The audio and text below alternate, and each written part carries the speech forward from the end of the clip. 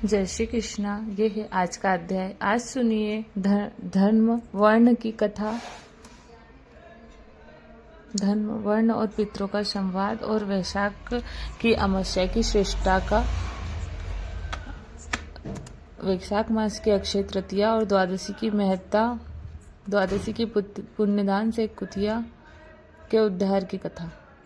मिथिलापति ने पूछा, हे ब्राह्मण, इस वैशाख मास में कौन कौन सी तिथियां सबसे पुण्यदायिनी हैं, कृपया बताइए। तब श्रुतदेव जी बोले, सूर्य के मेष राशि में स्थित होने पर वैशाख मास में 300 तिथियां पुण्यदायिनी हो जाती। एकादशी में किया पुण्य कोटि गुणा होता है। उसमें स्नान, दान, तपस्या, देव पूजा, पुण्य कर्म और कथा का श्रवण किया जाए तो वह तत्काल मुक्ति देने वाला हो जाता है। जो रोग आदि से ग्रस्त तथा दरिद्रता से पीड़ित हो, वह मनुष्य इस पुण्यमयी कथा को सुनकर धन्य हो जाता है।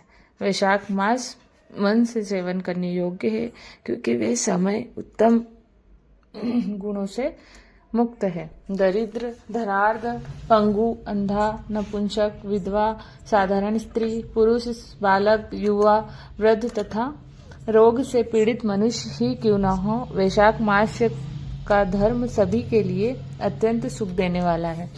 परम पुण्यमयी वैशाख मास में जब सूर्य मेष राशि में स्थित हो, तब पाप नाशिनी अमावस्या कोटि गया के समान फल देने वाली हो जाती है। राजन, जब धरती पर श्री श्रावणी का शासन था, उस समय 30वें कलयुग के अंत में सभी धर्मों का लोप हो चुका था। उसी समय अनर्थ देश में धर्मवन नामक विख्यात एक ब्राह्मण थे। मुनिवर धर्मवर्ण ने उस कलयुग में ही किसी समय महात्मा मुनियों के सत्र याग में सम्मिलित होने के पुष्कर क्षेत्र की यात्रा की। वह कुछ व्रतधारी महर्षियों ने कलयुग की प्रशंसा करते हुए इस प्रकार कहा कि सतयुग में भगवान विष्णु को संतुष्ट करने वाला जो पुण्य 1 वर्ष में साध्य है, वह त्रेता में मास में द्रौपद में 15 दिनों में साध्य होता है। किंतु कलयुग में भगवान विष्णु का स्मरण कर लेने मात्र से ही उससे कहीं 10 गुना पुण्य प्राप्त होता है। कलयुग में वह थोड़ा सा पुण्य भी कोटि गुणा होता है। जो एक बार भी भगवान का नाम लेकर दया दान करता है, दुर्भिक्ष में अर्थात अकाल में अन्न देता है, वह निश्चय ही ऊर्ध्वलोक में गमन करता है। यह सुनकर देवर्षि नारद हंसते हुए उन्मत्त के समान नृत्य करने लगे। सभासदों ने पूछा, नारद जी क्या बात है?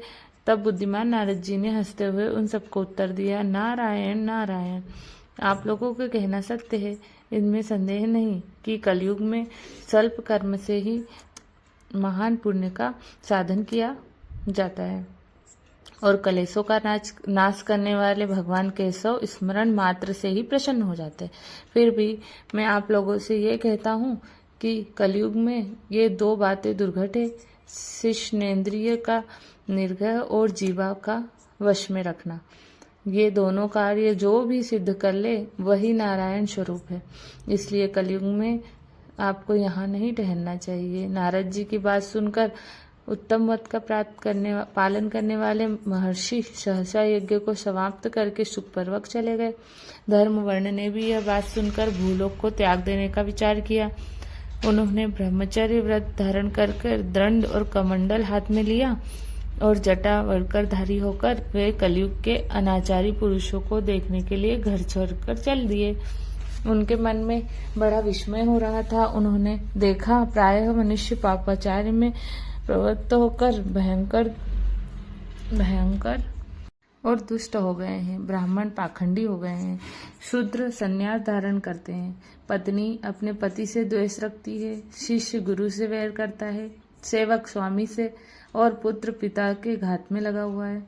ब्राह्मण शुक्रवत और गौवें बकरियों के समान हो गई है। वेदों में केवल गाथा की ही प्रधानता रह गई है। शुभ कर्म साधारण लोगों कृत्य की समान ही रह गई है। इनके प्रति किसी की भी महत्व बुद्धि नहीं है। भूत प्रेत और पिशाच आदि की उपासना चल पड़ी है। सभी लोग मैथुन में आ सकते हैं और उसके लिए अपने प्राण भी खो बैठते हैं। सब लोग झूठी गवाही देते हैं। मन में सदा छल और कपट भरा रहता है।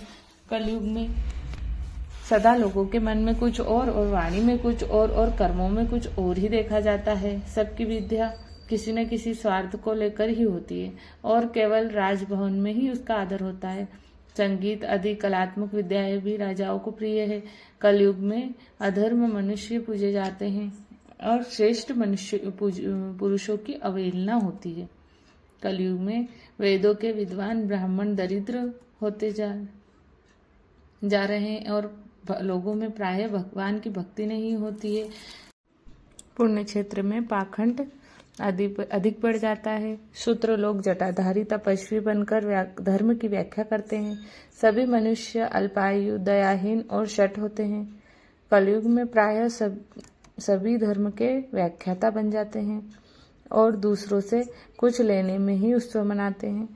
अपनी पूजा कराना चाहते हैं और व्यर्थ ही दूसरों की निंदा भी करते हैं। अपने घर आने पर सभी अपने स्वामी की दोषों के चर्चा में तत्पर रहते हैं। कलयुग में लोग साधुओं को नहीं जानते, पापियों को ही बहुत आदर देते हैं। दुराग्रही लोग इतने दुराग्रही होते हैं कि साधु पुरुषों के एक दोष का भी ढिंढोरा पीटते हैं और पापात्माओं के भी दो समूहों के गुण दोष बतलाकर गुणगान करते हैं। कलयुग में गुणहीन मनुष्य दूसरों के गुण न देखकर उनके दोष ही ग्रहण करते हैं। जैसे कि पानी में रहने वाले जोक प्राणियों की रक्त पीती है, जल नहीं पीती, वैसे ही जोक के धर्म से संयुक्त होकर मनुष्य दूसरे का रक्त चूसते हैं। औषधियां शक्तिहीन होती हैं, ऋतुओं में उलटफेर हो जाता है, सभी राष्ट्रों में अकाल पड़ता है। कन्या योग्य समय में संतान उत्पत्ति नहीं करती। लोग नट और नर्तकियों की विद्याओं से विशेष प्रेम करते हैं। जो वेद वेदांत की विद्याओं में तत्पर और अधिक गुणवान है उसे अज्ञानी मनुष्य सेवक की दृष्टि से देखते हैं, जो सब के सब भ्रष्ट होते हैं। कलयुग में प्रायः लोग श्राद्ध कर्म का भी त्याग कर देते हैं, वैदिक कर्मों को छोड़ देते हैं। प्रायः जीवा पर भगवान विष्णु की नाम कभी नहीं आते। लोग श्रृंगार रस में अधिक आनंद का अनुभव करते हैं और उसी के गीत गाया करते हैं। कलयुग के मनुष्यों में न कभी भगवान विष्णु की सेवा देखा जाती है और न शास्त्रीय चर्चा होती है, न कहीं यज्ञ की दीक्षा है और न कहीं विचार कलेश है, न तीर्थ यात्रा है और न दान धर्महीन होकर देखे जाते हैं। ये कितने आश्चर्य की बात है। उन सब को देखकर धर्म वर्ण को बड़ा भय लगा। पाप से कुल की हानि होते देख अत्यंत आश्चर्य से चकित होकर वो दूसरे द्वीप में ही चले गए। सब द्वीपों और लोकों में विचरते हुए बुद्धिमान धर्मवर्ण किसी समय कौतूहलवश पितृलोक में गए। वहां उन्होंने कर्म से कष्ट पाते हुए पितरों को बड़ी भयंकर दशा में देखा। वे दौड़ते, रोते और गिरते पड़ते थे। उन्होंने अपने पितरों को भी नीचे अंधकूप में पड़े हुए देखा। उन्हें देखकर आश्चर्यचकित होकर दयालु धर्मवर्ण ने पूछा कि आप लोग कौन हैं? किस दुष्कर्म के प्रभाव से आप इस अंधकूप में पड़े हुए हैं? तब पितृ कहने लगे, हम श्री वत्स गोत्र वाले हैं। पृथ्वी पर हमारी कोई संतान नहीं रह गई है, अतः हम श्राद्ध और पिंड से वर्षित है, इसलिए हमें नरक का कष्ट भोगना पड़ता है। संतानहीन दुरात्माओं का अंतकोण में पतन होता है। हमारे वंश में एक ही महायशस्वी पुरुष है जो कि धर्मवर्ण के नाम से विख्यात है, किंतु वह तो विरक्त होकर अकेला घूमता फिरता है। उसने गृहस्थ धर्म को स्वीकार ही नहीं किया है। वह एक ही तंतु हमारे कुल में बचा हुआ है। उसकी भी आयु छिन्न हो जाने पर हम लोग घोर अंधकूप में गिर पड़ेंगे, जहां से फिर निकलना बड़ा कठिन होगा। इसलिए तुम पृथ्वी पर जाकर धर्म वर्ण को समझाओ या हम लोग दया के पात्र हैं। हमारे वचनों से यह बताओ कि हमारे वंश रूपा दुर्वा को काल रूपी चूहा हर दिन खा रहा है। क्रमशः सारे वंश का नाश हो गया है, एक तुम ही बचे हो। जब तुम भी मर जाओगे तो संतान परंपरा ना होने के कारण तुम्हें भी अंधकूप में गिरना पड़ेगा। इसलिए गृहस्थ धर्म को स्वीकार करके संतान की वृद्धि करो।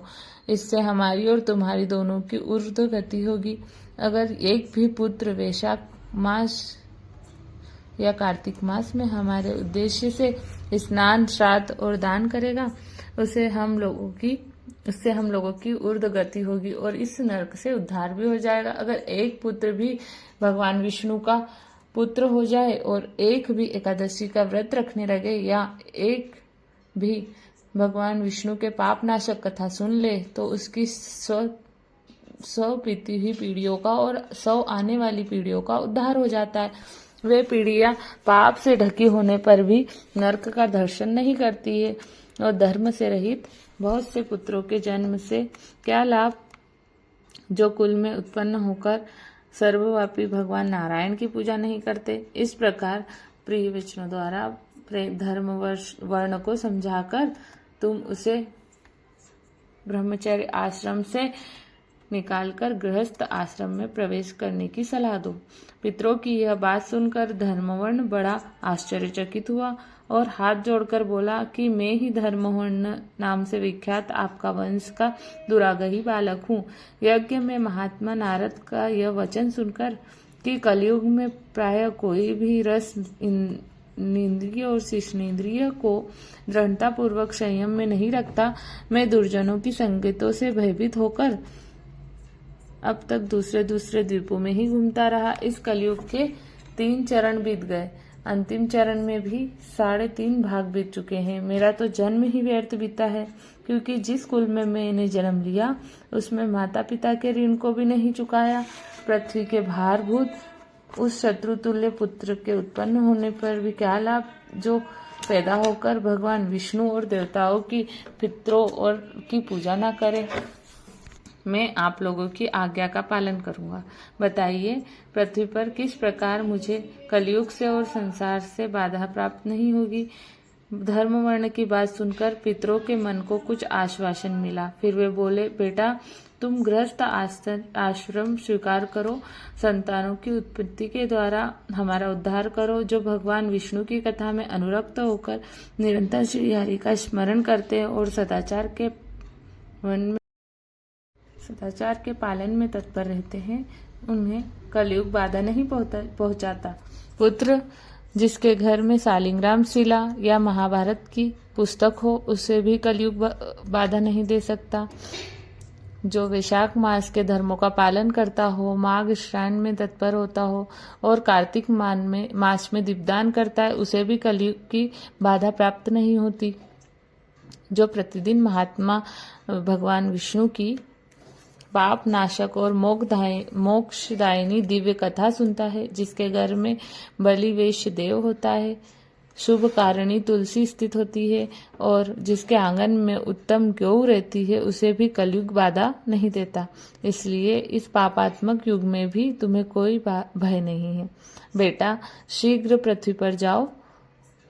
इस समय वैशाख मास चल रहा है। ये सभी का उपकार करने वाला मास है। सूर्य के मेष राशि में स्थित होने पर 300 तिथियां पुण्यदायनीय मानी गई है। एक एक तिथि में किया हुआ पुण्य कोटि गुना अधिक होता है।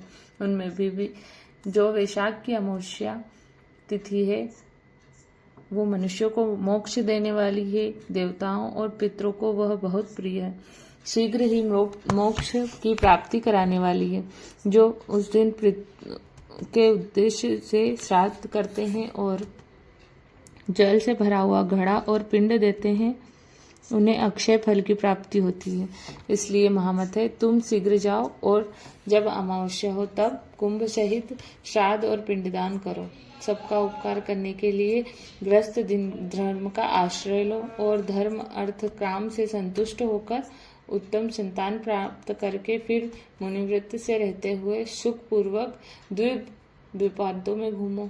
पितरों के इस प्रकार आदेश देने पर धर्मवर्ण मुनि बड़ी शीघ्रता से धरती लोक पर गए। वहां पर मेष राशि में सूर्य के स्थित रहते हुए वैशाख मास में प्रातः काल स्नान करके देवताओं, ऋषियों तथा पितरों का दर्पण किया। फिर कुंभदान सहित पाप विनाशक श्राद्ध करके उसके द्वारा पितरों को पुनरावृत्ति रहित मुक्ति प्राप्त की। इसके बाद उन्होंने स्वयं विवाह करके उत्तम संतान को जन्म दिया और लोक में उस पापनाशिनी अमावस्या तिथि को प्रसिद्ध किया। इसके बाद वे भक्ति पूर्वक भगवान की आराधना करने के लिए हर्ष के साथ गंधमादन पर्वत पर चले गए। जय श्री कृष्ण। आज का अध्याय समाप्त हुआ।